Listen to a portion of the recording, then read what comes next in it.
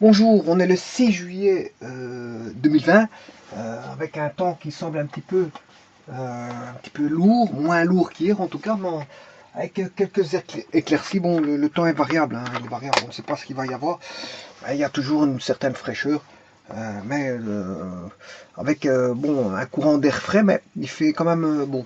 On peut dire qu'il fait bon, une petite chaleur, voilà, avec un petit peu de vent. Euh, je vais vous présenter un calcul, donc une méthode d'analyse quantitative qui est ici une analyse élémentaire. Une analyse élémentaire, c'est-à-dire une analyse d'éléments atomiques. Pour ça, il faut partir d'une molécule. Supposons que cette molécule est constituée, elle a été prouvée, constituée de trois éléments. A, B, C. Donc ce sont des atomes. Et ces atomes forment une molécule. Ces atomes A, B, C, elle est constituée que de trois éléments. Donc voilà. Donc je vais faire la théorie ici pour une molécule composant trois éléments. Alors, mais ces éléments ont été détectés par une méthode qualitative. Hein. Il ne s'agit pas de trouver des nombres ici. Il s'agit de trouver de quoi est constituée la molécule, la constitution élémentaire de la molécule, la constitution atomique de la molécule. Voilà. Donc on sait, c'est une donnée. ABC sont connus. ABC sont connus. Alors, ce qui n'est pas connu, c'est le nombre d'éléments de A, que je vais appeler alpha, qui est une inconnue. Le nombre d'éléments de B qui est bêta, et le nombre d'éléments de C qui est gamma. Donc, ça, à ce moment-là, on ne connaît pas. On ne connaît pas. Mais on doit pouvoir le déterminer. Alors, comment déterminer alpha, bêta, gamma? Pour ça, il faut encore faire non pas une analyse qualitative, puisque l'analyse qualitative a permis de déterminer A, B, C, mais il faut faire une analyse quantitative qui va donner directement la molécule complète. Donc, connaissant la molécule complète, on pourra déterminer les valeurs quantitatives du nombre de moles alpha, bêta et gamma. Donc, en fait, il faut rechercher alpha, bêta, gamma, mais pour ça, il faut trouver par une analyse, enfin, par une mesure, le nombre, la valeur de la masse moléculaire de la molécule A, alpha, B, bêta, C, gamma. Une fois qu'on a la masse moléculaire de la molécule, donc ça c'est faisable avec des appareillages spécifiques, on sait connaître la masse moléculaire. Alors, la masse moléculaire que je vais appeler masse de l'échantillon, et qui va se mesurer en grammes par mole. En grammes par mole. Voilà. Donc ça, on a la masse de l'échantillon. Maintenant, on va rechercher le alpha, bêta, gamma. Connaissant la masse de l'échantillon, on peut trouver maintenant le nombre de moles. Comment? Alors, pour ça, il faut connaître encore trois autres mesures, puisqu'en fait, connaissant réaction, on ne sait pas trouver. Hein. Si on connaît que la masse de la molécule, c'est vrai qu'en connaissant que la masse de la molécule, on ne saura pas trouver. On va connaître la fraction de A par rapport à l'échantillon. Donc cette fraction de A par rapport à l'échantillon est donnée en pourcent. Et ça, on sait mesurer. C'est une mesure que tout aussi bien là, on a une mesure quantitative que là, on va avoir une mesure quantitative. C'est la valeur donnée en pourcent du poids de A par rapport au poids de l'échantillon. Bon, qui est une donnée, parce qu'on sait mesurer ça. Hein. Les X%, on sait mesurer. On sait mesurer pour B combien de pourcents en poids de B. Quand je dis poids, c'est la masse. Hein. N'allez pas confondre le poids en physique et le poids en chimie. Le poids en physique, on dit souvent poids, bon, indistinctement, ça veut dire la masse. Le poids en physique, enfin le poids en chimie, c'est la masse. Par contre, en physique, ils distinguent quand même. Ils veulent que vous spécifiez une différence entre la masse et le poids, parce que bon, ça a son sens en physique. ça a son sens en physique, puisque bon, la gravitation, c'est une notion. La gravitation, les forces sont des notions de physique. On ne retrouve pas de force ici, et donc que l'on parle de poids ou de masse indistinctement, bon, c'est pas, ça n'a pas un caractère, on va dire, un caractère absolu d'erreur. Parce que bon, on comprend ce qu'on on manipule pas des forces ici, donc fatalement, on comprend, on manipule directement des masses, mais quelque part, on sait bien que c'est une masse indirectement. Voilà. Donc, ce sont des poids moléculaires. Là, j'aurais pu dire poids moléculaire de l'échantillon, ou poids de l'échantillon, ou la masse de l'échantillon. Bon, alors, pour harmoniser, je veux dire que c'est le poids de l'échantillon qui est la masse. Hein. Ici, c'est la masse. Le poids de l'échantillon, comme c'est ici, ça va être le poids. Le poids. Généralement, en chimie, il parle beaucoup de poids. Hein. Enfin, quand je dis poids, en chimie, c'est la masse. Hein. Mais généralement, avant, il y avait des notions de poids spécifiques, de poids, voilà, parce qu'ils mesurent beaucoup. La chimie est une la notion de mesure de masse est fondamentale. On mesure énormément les masses. Donc, bon, indistinctement, comme il ne distingue pas la masse et le poids comme en physique, hein, parce que le poids en physique, c'est P est égal à la masse fois la gravitation, le poids est une force. Hein, on voit bien que c'est un vecteur, hein, c'est une force, alors que la masse, bon, c'est un scalaire. Bon, mais ici, en chimie, le poids, quand ils disent poids, c'est la masse. On va dire ça comme ça. Donc, pour le produit, enfin, pour l'atome A ou l'élément A, hein, on a X%, ça veut dire qu'on a un poids de A par rapport au poids de l'échantillon. On a une masse de A par rapport à la masse de l'échantillon. On a B, on a mesuré B à l'aide des appareillages, et on a Y% de B par rapport au total de la molécule. Et on a C qui voudra Z% de C. Tout ça, ce sont des données. Hein. X, Y, Z sont des données puisqu'on a mesuré. Bon, ce sont des mesures, on va dire, qui sont des mesures faites par des méthodes quantitatives pour mesurer la quantité. Bien qu'auparavant, il y a eu une mesure qualitative pour trouver le ABC. Donc, on trouve de quoi est constituée la molécule ABC.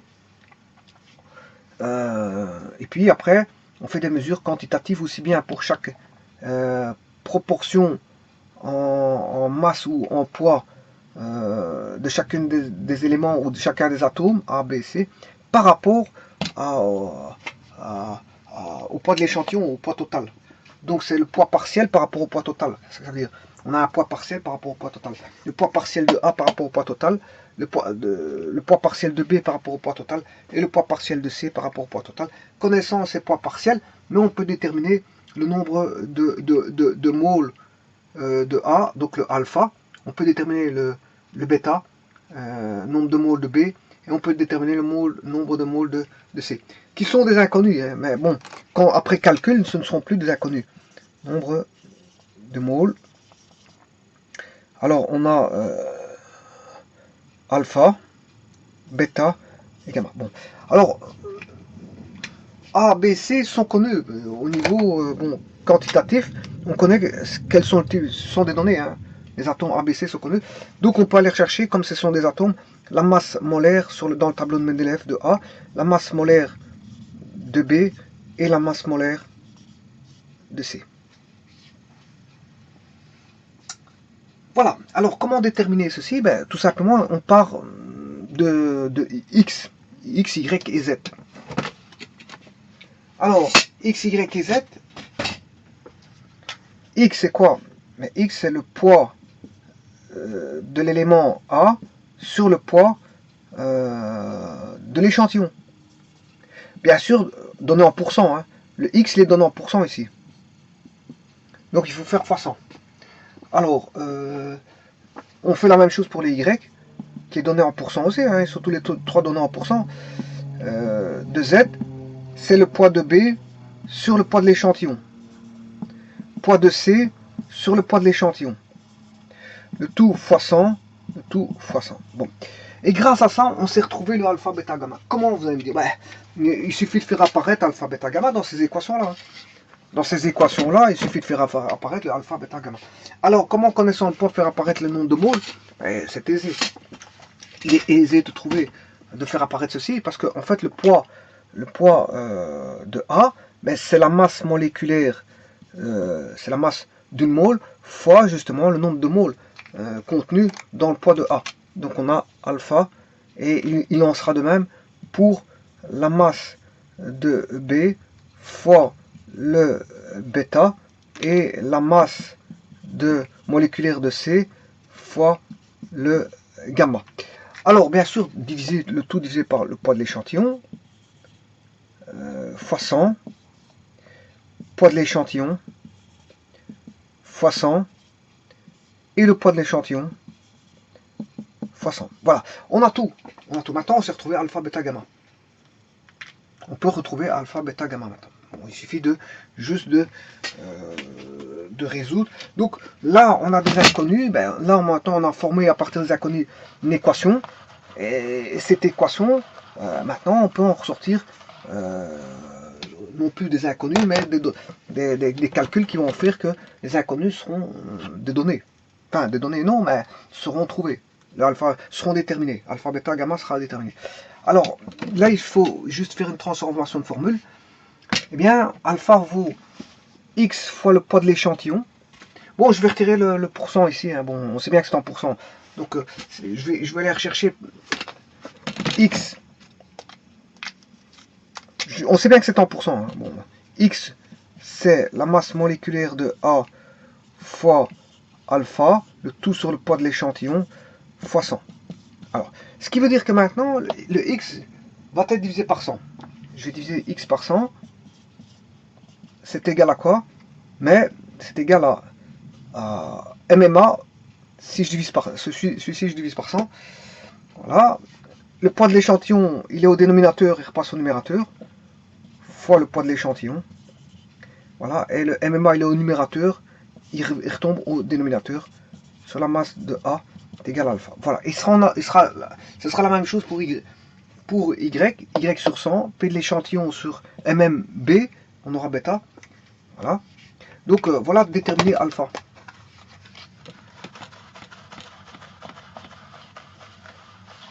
Donc le alpha vaudra tout simplement x sur 100. Le bêta, ce sera y sur 100. Et le gamma, ce sera z sur 100. Alors, fois le poids de l'échantillon. Ce sera toujours par rapport, il faudra multiplier par le poids de l'échantillon, fois le poids de l'échantillon, toujours. Et bien sûr, diviser le tout ça, divisé par la masse moléculaire de A, divisé par la masse moléculaire de B, et divisé par la masse moléculaire de C. Et là, vous avez déterminé le alpha, bêta, gamma. Bon, je peux faire, je peux indirectement, c'est plus compréhensible, plus facile à utiliser ceci. Hein. Bon, vous faites poids de l'échantillon fois x divisé par 100, poids de l'échantillon fois y divisé par 100, bien sûr, en divisant à chaque fois. Bon, j'aurais pu faire ceci, hein. Bon, c'est pas... Bon, c'est comment vous voyez la chose.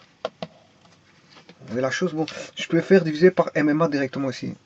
MMA, divisé par MMB et divisé par MC, pourquoi pas, bon, comment vous voyez l'égalité, c'est vous qui voyez comment vous pouvez la concevoir, cette égalité.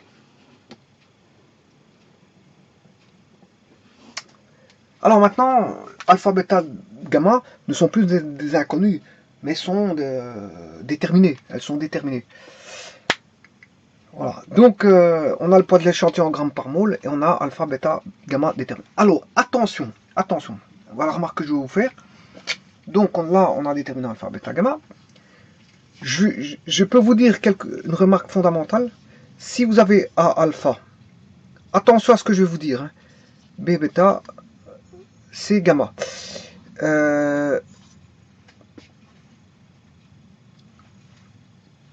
Attention que le poids de l'échantillon a été trouvé pour cette molécule-là. Voilà. Et X était des pourcents en poids. Hein. C'était des pourcents en poids. Bon, c'était des constitutions, des rapports de poids, oui, donnés en pourcents, oui.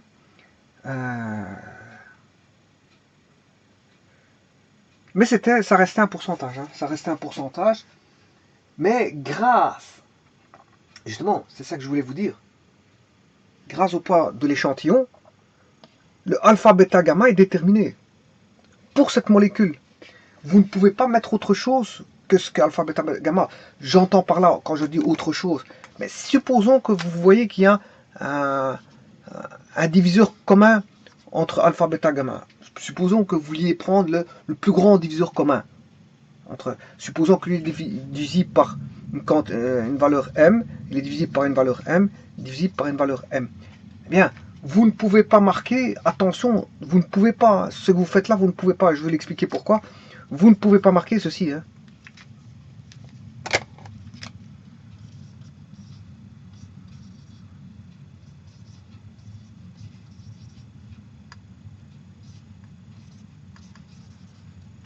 Voilà, ça vous ne pouvez pas faire. Hein.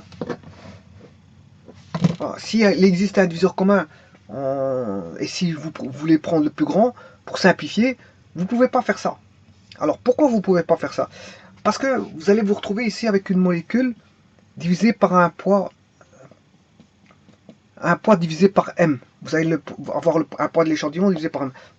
Donc vous n'aurez plus à avoir celui qui a été trouvé ici.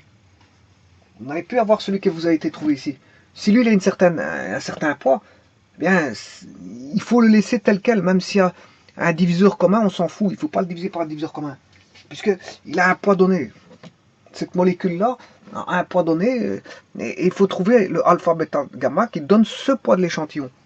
Donc vous ne pouvez pas faire une division comme ceci on va dire une valeur qui divise les trois,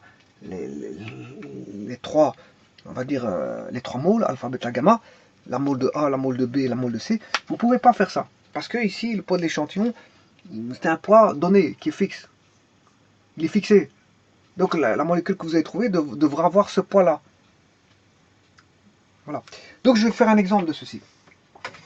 Je vais donner un exemple. Supposons qu'on a une molécule, on a déterminé comment on appelle ça, quantitativement, on a déterminé qu'il contenait du potassium, K, qui contient du soufre, S, et qui contient de l'oxygène. Bon, ça c'est la méthode quantitative qui a permis de déterminer, donc par des méthodes quantitatives bien sûr, déterminer qu'on avait affaire à du potassium, du soufre et de l'oxygène. On a bien affaire à une molécule à trois éléments. L'élément K qui est du potassium, l'élément S qui est du soufre, et l'élément O qui est de l'oxygène. Bon. Et alors bon, ce qu'on va rechercher, c'est le nombre de moles de K, le nombre de moles du soufre et le nombre de moles de l'oxygène. Donc on est dans la configuration que je viens de vous dire, je viens de formuler auparavant. Alors, ce qu'on a, c'est les masses molaires, mais la masse molaire de K, c'est 39,1 du potassium, la masse molaire du soufre, c'est 32,1, et la masse molaire de l'oxygène, ben c'est fort connu ça. Bon, ça vous devez le connaître par cœur. On retrouve assez souvent l'oxygène en masse molaire. Voilà.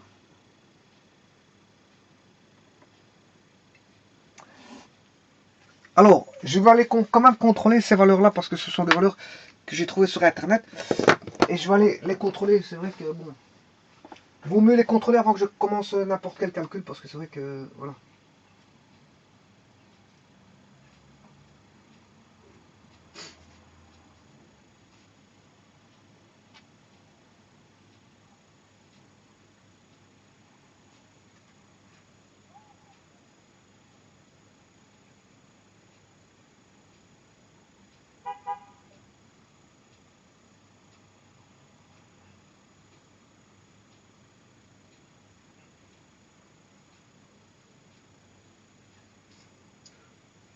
39,0983 pour le potassium.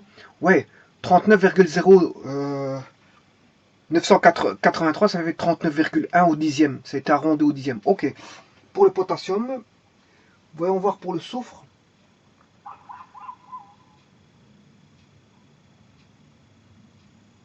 32,06. Ouais, bon, ils ont mis à 32,1 ici, en fait. sur internet là. Dans cet exemple là ils ont mis 32,1, c'est parce qu'ils ont 39,1, c'est parce qu'il est bon. Ils ont été arrondis au dixième, arrondis au dixième, c'est ça qu'il y a. Et bon, maintenant l'oxygène bien sûr c'est 16. Bon, ça c'est 15,9994 10 millièmes, ce qui fait 16. Voilà. Comme ça a été arrondi. On a arrondi. Hein. On va pas jouer avec des millièmes ou des centièmes. On ne cherche pas une précision ici. Bon, voilà. De toute façon, ici, de toute façon, il n'y a pas de problème ici. Il faudra absolument arrondir à l'unité. Donc, qu'on ait des millièmes ou des centièmes, ça ne sert à rien. Parce qu'ici, on va quand même arrondir. Donc, on va faire une erreur. Ici, hein. L'arrondi est une erreur. Hein. Alors, on va faire une erreur ici, mais il y en a déjà une ici. Donc, autant l'avoir ici, on s'en fout. On a fait une petite erreur. Hein. C'est des petites erreurs quand on fait, quand on arrondit. Alors, tout dépend qu'est-ce que c'est que le petit. Mais ici, bon, on ne cherche pas la précision. Donc, le petit, la petite erreur, pour moi, n'est pas, je veux dire, n'a pas de sens. N'a pas de sens parce que, je veux dire, on n'est pas dans une chimie de grande précision. Donc, et en plus de ça, il faut arrondir. Donc, on enlèvera quand même. C'est relatif ici, c'est relatif. On va éliminer des nombres après la virgule pour mettre en entier. Bon, on va faire notre calcul. Qu'est-ce qui dit notre formule? Elle dit quoi? Ben, c'est x sur 100. X sur 100. Alors, x, c'est 25,8 sur 100. Là, c'est 42,4 sur 100. Et là, c'est 31,8 sur 100. Bon. Fois le poids de l'échantillon, rappelez-vous. Le poids de l'échantillon, c'est 302,4. Il est là. Il a été mesuré. Par une méthode quantitative. 302,4. 302,4. Et maintenant, il faut diviser par tout ça. Bon, je vais le mettre comme ceci, comme j'ai fait la première fois. Je vais le diviser par la masse. La masse de 39,1 divisé par 32,1 et divisé par 16.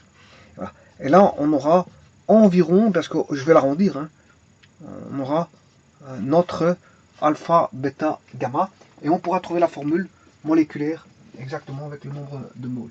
Et donner, bien sûr, un nom en ça. Hein, parce que voilà, une fois qu'on a la molécule, il y a une nomenclature à cette molécule, on va lui attribuer un nom. Bon, on va calculer. On va calculer ça.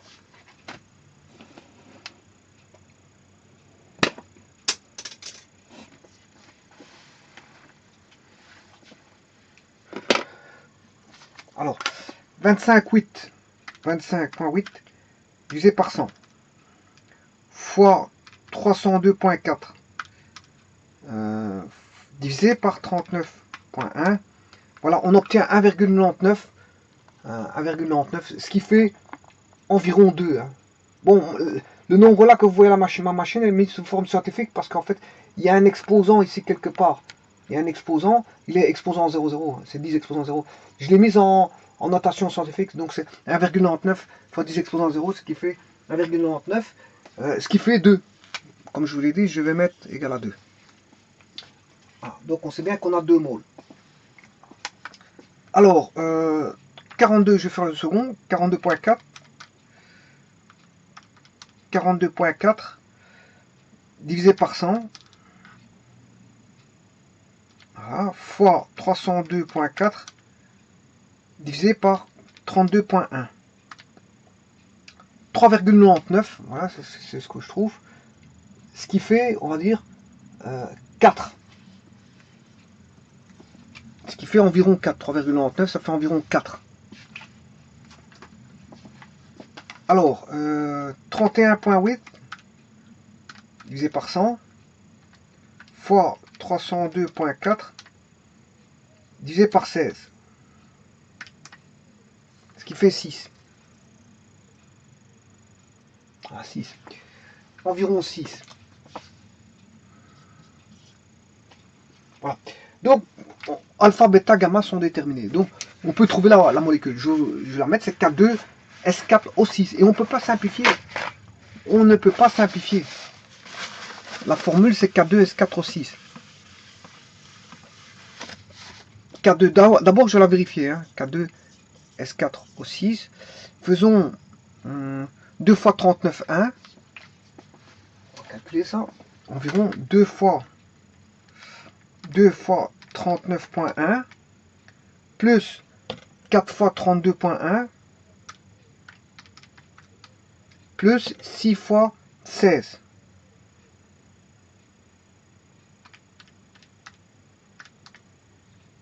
Oui, donc ma machine est en mode scientifique, hein, c'est 10 exposant 2. 10 exposant 2. Voilà ce qui fait 302,6. Voilà, 302. Mais bon, bien sûr, il y a des arrondis là-dedans. Hein. Bon, ce 302,4, on obtient environ 302,6. Voilà, on a presque ce qui a été mesuré.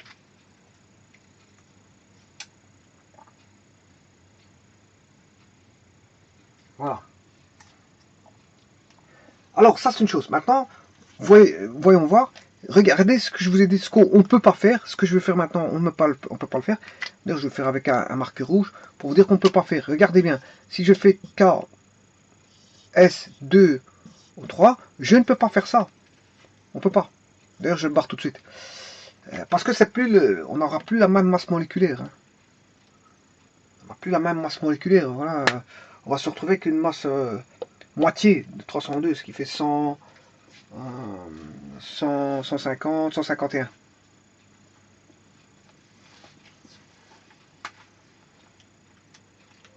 « 151,3. Or la mesure, elle disait qu'on avait 302,4 pour cette molécule. Hein. Donc je ne peux pas faire ça, je ne peux pas simplifier. Parce que la molécule fait 302,6. On n'a pas du KS2O3 deux fois, non, on a du K2S4O6. Voilà, donc c'est clair et net, on a cette molécule-là. On a cette molécule-là et pas l'autre. D'ailleurs, je l'efface tout de suite. Alors, maintenant, il faut attribuer un nom à ça. Ben, c'est ce qu'on appelle du tétra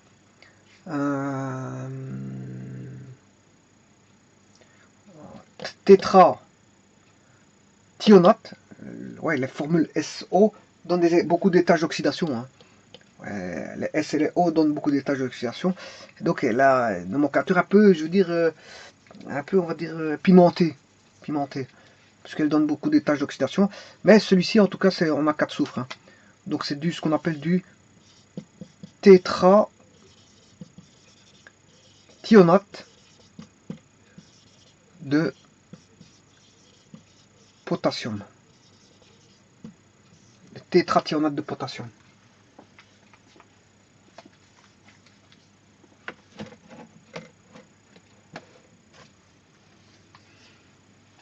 Nom de formule moléculaire K2S4O6. Voilà, je vous remercie.